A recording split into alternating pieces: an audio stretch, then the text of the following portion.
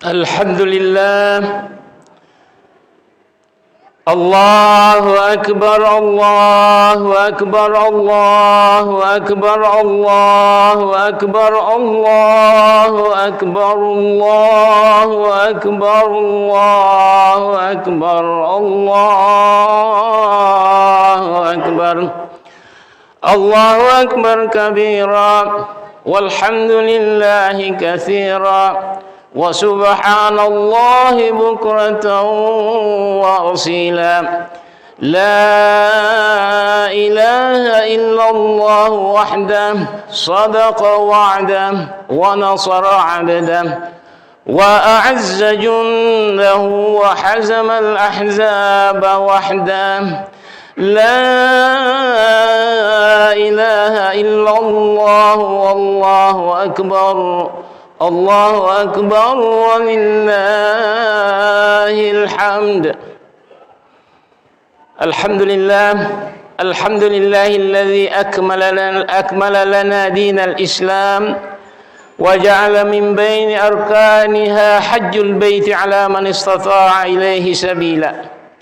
أشهد أن لا إله إلا الله وحده لا شريك له شهادة تنجي قائلها من عذاب أليم وأشهد أن محمدا عبده ورسوله أرسله بالهدى ودين الحق ليظهره على الدين كله وكفى بالله شهيدا. إن الله وملائكته يصلون على النبي يا أيها الذين آمنوا صلوا عليه وسلموا تسليما.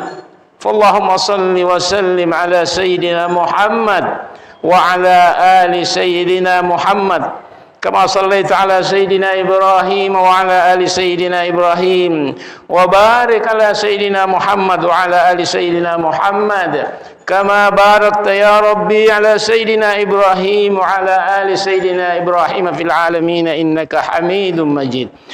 أيها المؤمنون أوصيكم ونفسي بتقوى الله فقد فاز المتقون. قال الله تعالى على لسان إبراهيم عليه السلام: أعوذ بالله من الشيطان الرجيم ربنا إني أسكنت من ذريتي بواد غير ذي زرع عند بيتك المحرم ربنا ليقيموا الصلاة فاجعل أفئدة من الناس تهوي إليهم وارزقهم من الثمرات لعلهم يشكرون. Jamaah Idul Adha rahimakumullah, mari kita memuji dan bersyukur kepada Allah Subhanahu wa taala atas segala nikmatnya yang tidak terhitung. Ada yang nyata dan ada pula yang tidak nyata. Alhamdulillah, kami bersyukur, terima kasih ya Allah. Selanjutnya mari memanjatkan salawat sebanyak-banyaknya kepada Allah Subhanahu wa taala untuk junjungan Nabi Muhammad sallallahu alaihi wasallam. Semoga Allah mengangkatnya ke maqam yang terpuji sebagaimana Allah janjikan. Amin amin ya rabbal alamin. Jamaah Idul Adha rahimakumullah, Allah berfirman dalam Quran surat Ibrahim ayat 37 yang saya bacakan di atas dalam bentuk doa yang dipanjatkan Nabi Ibrahim alaihissalam ketika akan meninggalkan istrinya Hajar dan bayinya Ismail di samping Ka'bah yang gersang itu. Rabbana inni askantu min dzurriyyati biwadin ghairi dzi zar'in 'inda baitikal muharram Rabbana liyuqimus shalah faj'al afidatan minan nasi tahwi ilaihim warzuqhum minas thamarat la'allahum yashkurun. Ya Tuhan, sesungguhnya aku telah menempatkan sebagian keluargaku di lembah yang tidak mempunyai tanam-tanaman di dekat rumah Engkau Baitullah yang dihormati. Ya Tuhan, yang demikian itu agar mereka mendirikan salat, maka jadikanlah hati sebagian manusia cenderung kepada mereka dan berilah mereka rezeki berupa buah-buahan. Mudah-mudahan mereka bersyukur. Tergambar dari ayat di atas bahwa untuk membangun umat sebagaimana Nabi Ibrahim alaihissalam membangun umat, diperlukan 3 tahapan sebagai berikut. Diperlukan 5 tahapan sebagai berikut. Tahapan pertama, membagi antara Palestina dan Makkah. Inti makna dari penempatan Siti Hajar dan anaknya Ismail di samping Ka'bah ialah agar mereka dan anak keturunannya nanti bertauhid kepada Allah Subhanahu wa taala dan tidak mempersekutukannya dengan yang lain. Tauhid adalah dasar keutuhan satu umat, sedangkan syirik adalah sebab kehancuran dan kebinasaan umat itu. Nabi Ibrahim mulai membangun umat atas dasar tauhid itu. Selanjutnya Nabi Muhammad sallallahu alaihi wasallam, keturunan Nabi Ibrahim alaihissalam, lahir di Mekah tahun 570 Masehi. Lalu kakeknya Abdul Muttalib membawanya ke Ka'bah dan memohon rahmat dan bersyukur kepada Allah. Sebagaimana Ismail dahulu ditumbuh kembangkan di sekitar Ka'bah agar tauhid menjadi dasar hidup dan perjuangannya. Nabi Muhammad sallallahu alaihi wasallam setelah diangkat menjadi nabi dan rasul, dia mulai membangun umat atas dasar tauhid itu, dimulai dari Ka'bah, dan tauhid itulah yang juga sampai kepada kita sekarang ini. Sebagaimana Nabi Muhammad sallallahu alaihi wasallam membangun umat mulai dari lingkungan Ka'bah yang penuh dengan spiritualitas ketuhanan, dan pada waktu itu dikelilingi oleh kafir Quraisy yang menentangnya dan menentang Allah. Seperti itu juga keadaan Indonesia sekarang ini. Umat muslim Indonesia bersemangat untuk membangun umat yang bertakwa, sejahtera, rukun dan damai. Namun di sekeliling mereka sungguh banyak orang atau kelompok orang yang membenci, seperti kafir Quraisy membenci Nabi Muhammad sallallahu alaihi wasallam 1400 tahun lebih yang lalu. Sebagaimana Ibrahim alaihissalam dan Abdul Muttalib menanamkan tauhid yang kuat dalam hati Ismail alaihissalam, dan Nabi Muhammad sallallahu alaihi wasallam sejak kecil dalam rangka mendidik mereka menjadi pemimpin. Seperti itu juga yang harus kita lakukan sekarang. Maka wahai para profesor, wahai para doktor, wahai para ulama, wahai para guru, wahai para orang tua, ciptakanlah lingkungan yang berspiritualitas ketuhanan dimanapun Anda berada. Didik anak-anak itu menjadi pemimpin dan penggerak kebangkitan umat atas dasar tauhid kepada Allah Subhanahu wa taala, seperti Ismail alaihi salam dan Muhammad sallallahu alaihi wasallam. Allahu akbar, Allahu akbar, Allahu akbar. La ilaha illallah, wallahu akbar, Allahu akbar, walillahil hamd. Tahapan kedua membangun umat yang dipanjatkan Nabi Ibrahim alaihissalam adalah mendirikan salat. Salat adalah jalan hidayah satu umat. Apabila umat konsisten mendirikan salat, maka beruntunglah umat itu. Dan apabila meninggalkan salat, maka sesatlah umat itu. Salah satu ciri orang yang akan masuk surga Firdaus ialah yang mendirikan salat. Allah berfirman dalam Quran surat Al-Mu'minun ayat 9 sampai 11. A'udzu billahi minasyaitonir rajim. Walladzina hum 'ala salatihim yuhafizun. Ulaika humul warithun. Alladzina yarithuna al-firdaus hum fiha khalidun. Dan orang yang memelihara salatnya, mereka itulah orang yang akan mewarisi, yakni mewarisi surga Firdaus, mereka kekal di dalamnya. Dan salah satu sebab orang yang masuk neraka Sakar ialah yang meninggalkan salat. Allah berfirman dalam Quran surat Al-Muddatsir ayat 42 sampai 43. A'udzubillahi minasyaitonir rajim. Ma salakakum fi saqar? Qalu lam naku minal musallin. Apa yang menyebabkan kamu masuk ke dalam neraka sakar? Mereka menjawab, dahulu ketika kami di dunia, kami tidak termasuk orang-orang yang mendirikan salat. Surga Firdaus adalah tempatnya orang-orang yang mendirikan salat, dan neraka sakar adalah tempatnya orang-orang yang meninggalkan salat. Salah satu tanda kebangkitan umat ialah ketika jamaah salat subuh memenuhi masjid. Salahuddin Al-Ayyubi tidak ceroboh merebut Al-Quds dari tentara salib yang kuat itu, tetapi dia membangun umat terlebih dahulu sampai jamaah salat subuh memenuhi masjid seperti salat Jumat.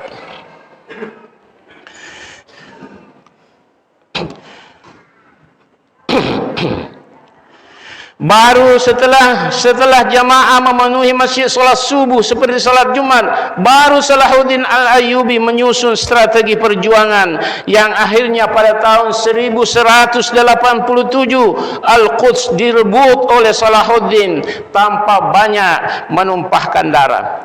Umat Islam Indonesia menuju kepada kekuatan seperti itu, maka tidak bisa tidak, mereka harus rajin ke masjid. Mereka merasakan masjid seperti rumahnya, merasakan sesal dalam hati kalau tidak sering ke masjid, sebab di masjid tenang jiwanya, di masjid terbangun cintanya kepada Allah Subhanahu wa taala. Demikian seharusnya sampai jamaah subuh memenuhi masjid. Di Kutai Timur kita masih mencari tahu masjid yang jamaah salat subuhnya memenuhi masjid. Tetapi di berbagai wilayah di Indonesia sudah ada masjid yang dipenuhi jamaah pada salat subuh. Salah satunya ialah Masjid Agung Al-Azhar, Kebayoran Baru, Jakarta Selatan. Kita sangat menginginkan masjid di Kutai Timur, atau ada masjid di Kutai Timur yang juga menjadi pelopor kebangkitan umat. Allahu Akbar, Allahu Akbar, Allahu Akbar. La ilaha illallah, wallahu akbar, Allahu Akbar, walillahil hamd. Tahapan ketiga membangun umat yang kita bisa fahami dari doa Nabi Ibrahim ialah membentuk komunitas. Nabi Ibrahim yang menempatkan istrinya Hajar dan bayinya Ismail di dekat Ka'bah yang tidak berpenduduk itu, beliau berdoa, faj'al afidatan minan nasi tahwi ilaihim, maka jadikanlah ya Allah sebagian hati manusia cenderung kepada mereka. Maka ketika kabilah Jurhum dari Yaman melintas, waktu itu Zamzam sudah memancar, mereka melihat burung-burung terbang berkeliling di atas udara, pertanda bahwa di sana ada air. Lalu mereka bergabung dengan Siti Hajar di sekitar air Zam-Zam itu. Ismail kemudian menikah dengan salah seorang wanita dari kabilah Jurhum itu. Maka lambat laun terbentuklah komunitas di sekitar Ka'bah, komunitas manusia yang bertauhid kepada Allah Subhanahu wa taala. Inilah asal usul bangsa Arab sekarang. Di Indonesia komunitas Muslim sudah terbentuk sejak lama, tetapi mereka tidak kuat. Ada yang ditembak mati karena dituduh teroris, banyak yang ditangkap karena diduga teroris, ada yang dipenjara karena dituduh radikal, dan lain-lain persoalan. Itu semua terjadi karena komunitas Muslim di Indonesia lemah dan tidak disegani. Na'udzubillah. Mari kita reorganisasi pembentukan komunitas ini. Masing-masing membentuk komunitas dimanapun berada. Di rumah, di sekolah, di kampus, di tempat kerja, di lingkungan tempat tinggal. Sebab pembentukan komunitas memang dimulai dari jumlah yang kecil. Nabi Ibrahim alaihissalam membentuk komunitas dimulai dari samping Ka'bah dan hanya beranggotakan 3 orang saja, yaitu Ibrahim sendiri, istrinya Siti Hajar, dan anaknya Ismail. Tetapi dengan izin Allah, mereka berhasil membentuk komunitas yang bertauhid kepada Allah Subhanahu wa taala. Kemudian datang Nabi Muhammad sallallahu alaihi wasallam dan dia pun membangun komunitas muslim yang bertauhid, juga dimulai dari samping Ka'bah dan hanya beranggotakan 2 orang, yaitu Nabi Muhammad sendiri dan istrinya Siti Hajar. Mereka pun pada akhirnya berhasil membangun komunitas yang bertauhid kepada Allah Subhanahu wa taala, dan kita sekarang adalah anggota komunitas muslim yang dibentuk Nabi Muhammad sallallahu alaihi wasallam itu. Mari kita masing-masing membentuk komunitas yang beriman kepada Allah. Apabila komunitas-komunitas kecil yang kita bentuk ini menyatu dari seluruh Indonesia, insyaallah umat Islam Indonesia akan kuat dan berjaya. Amin amin ya rabbal alamin. Allahu akbar, Allahu akbar, Allahu akbar. La ilaha illallah, wallahu akbar. Allahu akbar walillahilhamd.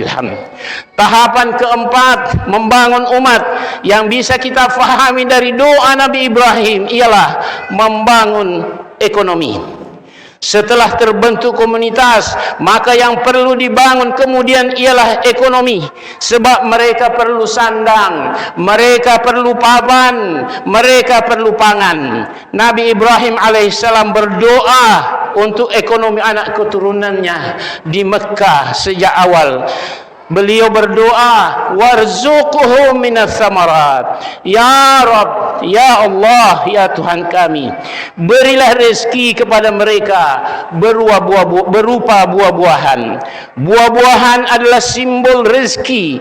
Maka ketika satu umat di dalam Al-Quran diberi rezeki berupa buah-buahan, itu simbol kemakmuran mereka.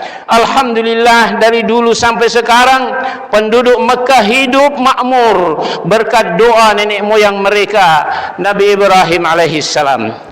Umat muslim Indonesia alhamdulillah sudah diberi keberkahan oleh Allah Subhanahu wa taala dari langit dan bumi. Langit tidak henti-hentinya sepanjang tahun mencurahkan hujan yang menjadikan tanah subur. Laut tidak henti-hentinya memberikan kekayaan yang ada di dalamnya. Bumi mengandung emas, mengandung perak, mengandung besi. Bumi mengandung batu bara, mengandung fosfat, mengandung nikel, mengandung minyak bumi, dan banyak lagi yang lain. Persoalannya adalah umat muslim ini tidak mampu atau tidak diberi kesempatan untuk mengelola sendiri karunia Allah itu, sehingga kekayaan alam yang melimpah itu dikelola dan diambil oleh bangsa lain. Inilah tantangan besar umat muslim Indonesia. Pada tahun 2018, Himpunan Pengusaha Muda Indonesia atau HIPMI merilis bahwa 1% orang kaya Indonesia yang pada umumnya bukan muslim menguasai 50% kekayaan negara. Ini pelanggaran, ini ketidakadilan, ini ketimpangan, ini pelanggaran terhadap Undang-Undang Dasar 1945 pasal 33. Silahkan dilihat. Pelanggaran ini berlangsung sampai sekarang dalam bentuk oligarki ekonomi yang menjalar menguasai kepemimpinan nasional. Umat muslim sekarang tertati-tati dan jatuh bangun, mulai membangun ekonomi mereka dari bawah. Ditambah lagi tantangan kekuatan oligarki yang menghadang di mana-mana lini. Umat Islam wajib sabar dan tidak putus asa, serta tetap semangat berjuang untuk mewujudkan negara kesatuan Republik Indonesia yang adil dan makmur. Baldatun thayyibatun wa rabbun ghafur. Allahu akbar, Allahu akbar, Allahu akbar. La ilaha illallah wallahu akbar. Allahu akbar walillahil hamd. Tahapan kelima membangun umat yang dapat kita pahami dari doa Nabi Ibrahim ialah bersyukur. Mensyukuri karunia Allah adalah jaminan bahawa karunia itu akan berlanjut, yakni bertambah-tambah. Dan ketika tidak mensyukuri nikmat Allah adalah tanda bahawa karunia itu akan musnah. Itu sebabnya Nabi Ibrahim berdoa kepada Allah agar anak keturunannya di Mekah mensyukuri karunia Allah Subhanahu wa taala. Beliau berdoa, la'allahum yashkurun. Mudah-mudahan ya Allah jadikan mereka bersyukur. Bagaimana pengertian syukur itu? Mari kita perhatikan firman Allah Subhanahu wa taala dalam Quran surat Saba ayat 13. A'udzubillahi minasyaitonir rajim. I'malu ala Daud syukra wa qalilun min ibadiyas syakur. Bekerjalah wahai keluarga Daud untuk bersyukur kepada Allah, dan sedikit sekali hamba-hambaku yang bersyukur. Ibnu Katsir dalam tafsirnya mengatakan bahawa bersyukur itu adalah dengan perbuatan di samping ucapan dan niat. Keluarga Nabi Daud alaihissalam diperintahkan oleh Allah untuk bekerja sebagai bentuk syukur. Maka orang yang bekerja sungguh-sungguh sebenarnya dia bersyukur. Orang yang berdagang dengan sungguh-sungguh dan jujur sebenarnya dia bersyukur. Orang yang menjalankan amanah dengan benar dan jujur sebenarnya dia bersyukur. Orang yang berdakwah dengan ikhlas tanpa mengharap imbalan dari manusia sesungguhnya dia bersyukur. Guru yang mengajar dengan sungguh-sungguh sebenarnya dia bersyukur. Orang tua yang berkorban demi keluarga dan anak sesungguhnya dia bersyukur. Demikian seterusnya. Umat muslim, ketika tiap individunya bersyukur dalam kapasitasnya masing-masing, maka umat itu menurut sunnatullah pasti berjaya. Tetapi sebaliknya, ketika individu umatnya tidak lagi bersyukur, maka umat itu pasti mundur, merosot dan kacau. Na'udzubillah. Allahu akbar, Allahu akbar, Allahu akbar. La ilaha illallah wallahu akbar. Allahu akbar walillahil hamd. Umat muslim Indonesia belumlah rasanya mencapai kejayaan sampai sekarang. Selama 76 tahun Indonesia merdeka, partai politik muslim belum pernah memenangkan pemilu. Dan selama 76 tahun Indonesia merdeka, umat muslim belum pernah berjaya dalam perekonomian nasional. Mereka selalu terpinggirkan. Inilah tantangan yang mesti atau harus kita hadapi, dan sekaligus inilah peluang yang harus kita isi.